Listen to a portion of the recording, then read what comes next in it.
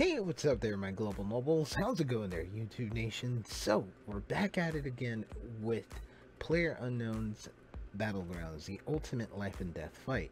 Now, welcome to monthly access update number 4. Now, this is the fourth monthly update since it's released into early access, and definitely we're hitting up some progress as we're hitting the final stretch to fully released game. And prior to this is basically a backlash that's going on between PlayerUnknown and the community when it comes to these new crates and a system that is purely balanced to benefit not only PlayerUnknown's and the development team, but also the community and the players as well. And the way that I read PlayerUnknown's response to all of this, I basically get the system. You probably might not see me participate in this because, one, I do not have the funds to actually obtain these crates, but if and such, funds were to come available, then yes, I probably would participate, because the system as I see it goes like this: you get something, you pay for something, and eventually the items that are in there, or basically the crate that you get it in, pretty much can be traded on the Steam marketplace, in which you receive funds probably double or triple depending on how the market ratio is going for those certain items.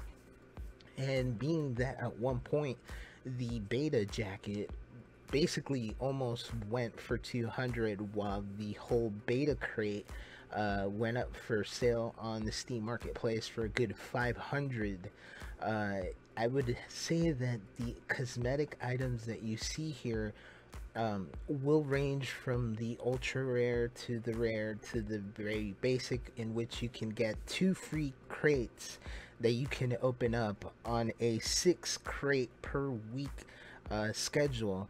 So you can get the Survivor crate, which is free to open, and you can also get the Wanderer crate, which is also free to open, but you're limited to 6 crates per week, which every crate will eventually reset on Mondays. So Monday 3 o'clock in the morning their time, the development team's time.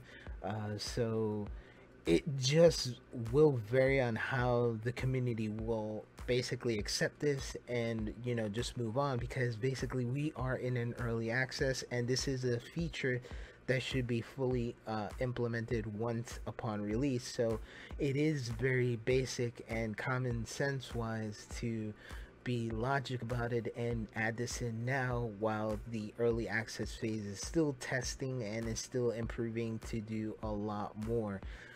And definitely this is a great reward system. So with that said, and all this ranting, let's move aside and definitely get into what has been changed in monthly access number 4. Now, there is tons of basic improvements that have been done, server optimizations, client optimizations, new items, in which I know a lot of you are probably wondering what are we getting in this month. Definitely some characters, gameplay, tons of gameplay have been added, and of course a lot of you are trying to see what is about this first person mode that we're getting. And then we go on to items and vehicles, some user interface improvements, and definitely a lot of bug fixes. So with all said and done, let's get into some first person mode and let's get right into it.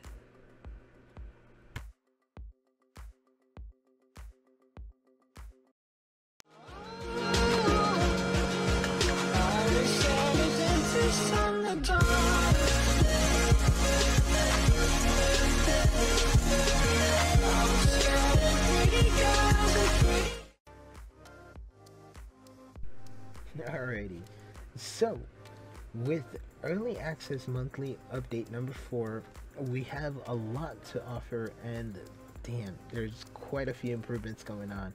So when it comes to the server optimization, they optimize fences, doors, and windows. They also optimize vehicle physics.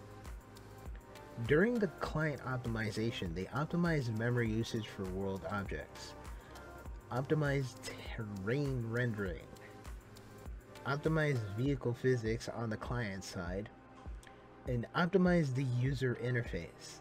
Now, all of these options are very great to hear because one of the things is the optimized memory usage for world objects. So, meaning basically they optimized the high usage of memory RAM that you see on your task manager for when it comes to optimizing tires, these little sheet metals, bricks, and all these little small nooks and crannies that you get to see in the world. So you get to render them from a distance without using so much RAM at this point.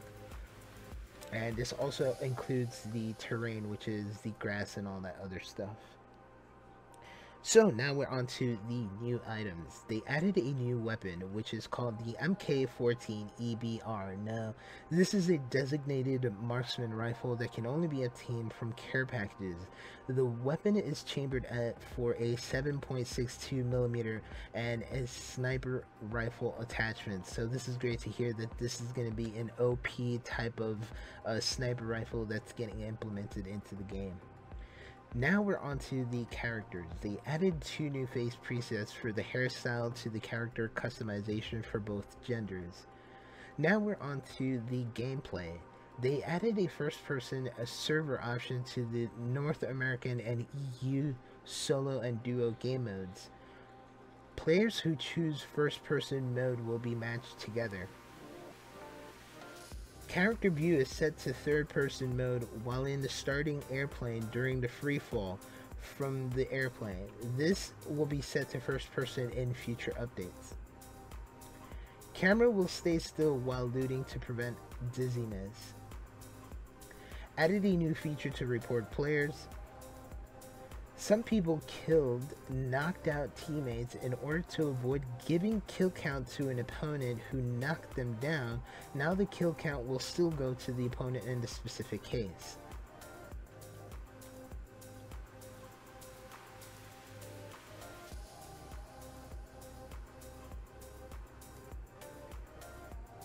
Added new animations using different consumables. Improve the camera transition while disabling free look feature, which is the Alt key.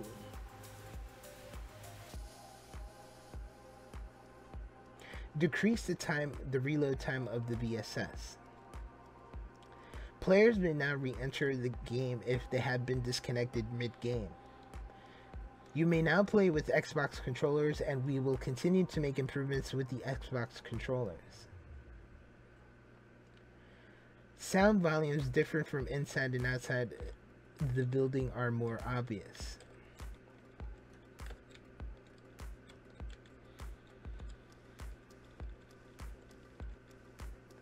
Added new sound effects while scoping and or aiming.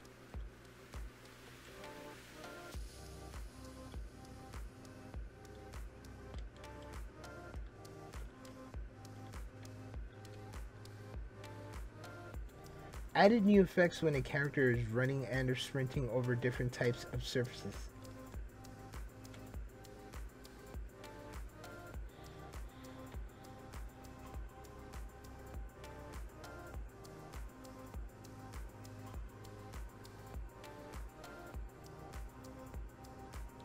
Improved character animation without any weapon or with a melee weapon.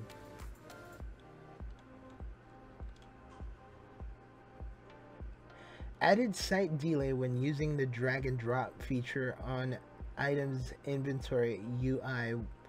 We implemented this delay to provide a fair gameplay with environments to all players.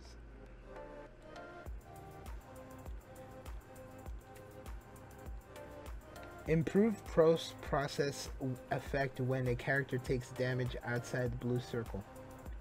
Now, these features also sound great when it comes down to it. Decreasing the reload time of the VSS seems like a great one. Improve the camera transition while disabling the free look. So basically, you know, you would press the alt button, and then you could turn around, look everywhere, and once you let go, it, you know, comes back smoothly now. Also, the effect that they do with League of Legends when you get disconnected from the game, that you may now re-enter the game when, you know, the whole thing is going on, is also great. I don't know about the added slight delay when using the drag and drop feature. So basically, a lot of the players, and especially your top streamers, love to use the drag and drop loot system. So basically, it seems like, you know, a lot are confident that it's a lot faster to drag and drop items into your inventory when looting them from the open world. But I kind of do see the fact that using the F button bind key, or whatever bind key you have it set to, is basically the action key that is suitable for the game. So adding a slight delay to this will basically, you know, make it more habitable to just use the keybind system when it comes to it. Because it's, I figure that it's a less slight delay because of the animation that is put into it, but I don't know. So now we're on to the items and vehicles. They added a lower rail attachment slot to the SKS. So I'm figuring, I don't know if you can use this on the motorcycles. If you're a passenger in that two-seater motorcycle, is that something that's going to be implemented, or is that something that's implemented now? I don't know. Hey, who knows? You may now honk your horn while sitting in the driver's seat with the left mouse click. Decrease the chance of vehicle explosion after the vehicle gets stuck in objects. So basically, if you flip the vehicle, if you get stuck in a tree, if you for some reason hit a bump in the road, now basically, you know, there's less chance to pretty much get this going. Alright, what can I...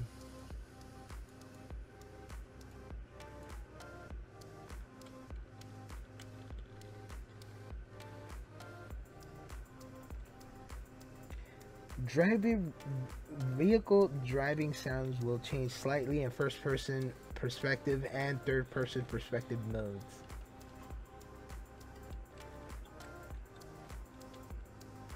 Added new sound effects for motorcycles tire screech while driving. So now you get this new effect when you hear I don't know, man. It seems weird, but yeah, logic. Alright, let me close this door while I read the rest of the updates. I'm in the save zone. Eliminated fire delay of S1897 from pump action after reload. So basically you get this... So when after you reload, you get this little pump action, a little thing. I don't know. Improved effects of boats.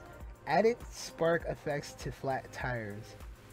Reduce cast time of first aid kit and painkillers to 6 seconds. Reduce cast time of med kits and adrenaline syringes to 8 seconds. Now we're on to the user interface. Added more features for hotkeys to the option menu. Added a new option for VSync. You may now designate a maximum of 2 different keys for each keybind. Added a new option to set toggle on certain actions and features. You may now use the wheel up and down movement to set as one of your keybinds. Added a new keybind such as Control M to mute all voice and switching voice channels to Control Y. Added new option to adjust volume of voice chat. Added new keybinds to use specific throwables. Added colorblind mode. Added some regions names to the minimap. Added new options to display helmets, vests, and backpacks equipped to the HUD on a user interface. This HUD user interface will be updated in future updates. Added new options displayed all equipped weapons on right side of the screen. Oh, on the right side of the screen, sorry. This user interface update will be updated in the future updates. Now we're on to the bug fixes. So last but not least, this is great to have around. They partially fix client crash issues. Fixing issues of weapons sporadically ceasing to fire despite being set to auto fire mode. You may not use consumables in vehicles underwater. Fix bugs below while spectating another character. They fixed a character to appear to be shaking when a character moves around. Camera swing when a character scopes while walking. Camera swing when a character peeks left or right while scoping. A character appear to be shaking when a player moves with his mouse while scoping in prone. Characters farther away from 500 meters from a vehicle will not hear the tire screech sound. Fix post-process bug underwater in first-person perspective mode. Fixed an issue of reloading sound while getting players to repeatedly after dropping a weapon while reloading. Fix the probability of getting any rainy weather to previous value. Fix a bug where a character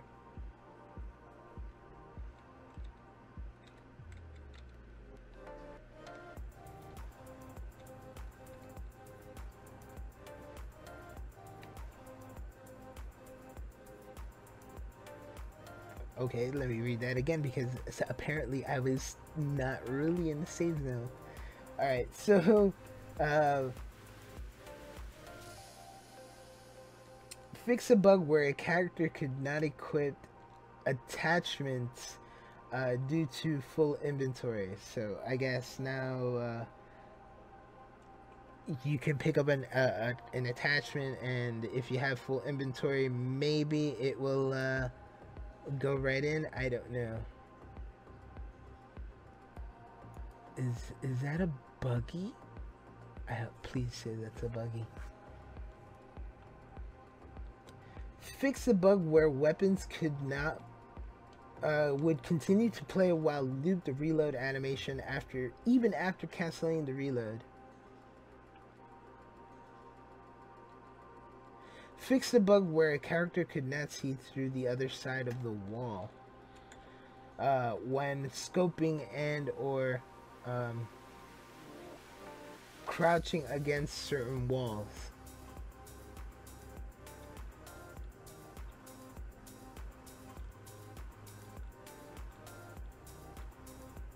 Oops, didn't see this hell there. Just need to get out the farm, and I'm good. Fix a bug where a character sitting on objects inside of certain buildings could not see through certain ceilings and or walls. Fix a sporadic issue of disabling in-game user interface. And last but not least, eliminated bombing outside of the red zone. So basically, if you're like slightly outside of the red zone and you're basically you know, you get bombed, then that's what it is. But alright, there you have it. Even though with my wacky ass gameplay we got to you know, hear a lot of the stuff that's going on, And yes, the new system will be implemented once this update is released, hopefully this week. They're not sure if they are fully ready to get this done and over with tomorrow, so you probably might see this come out Friday, if not tomorrow. But as the announcement says in the lobby, updates can go without prior notice, so we might be seeing updates throughout this day, and let's see what happens. But as far as the updates go, who knows, there probably might be a break, as this will be the final dev blog that's going on, due to the fact that there will be extremely busy trying to promote the release of the game, which is supposed to come out in a couple of months. So they're going to do a lot of press ops, a lot of convention, and the invitational is coming up, so definitely there's going to be a lot going on. So let's see what happens. So all in all, I definitely thank you for watching. Don't forget to subscribe if you found this informative. Do follow that Twitch, where I'll be definitely gaming a lot. And as well, do catch me next week for a new update going on. And well, till then, I'll leave you guys to it. Thanks for watching, and I'll see you in the next one. Peace.